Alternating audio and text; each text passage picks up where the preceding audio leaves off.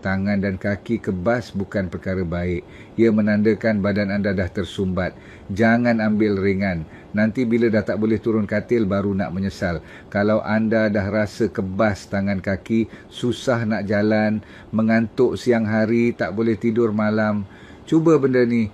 Ini minyak udang fosfor yang orang kebas tangan kaki cari. Orang Rusia macam kami memang dah lama makan ni. Lepas makan tengok macam mana badan anda berubah. Pening kepala, sesak dada, makan ni. Penglihatan kabur, makan ni. Resah gelisah, makan ni. Telinga berdengung, makan ni. Tak bertenaga, makan jelih ni.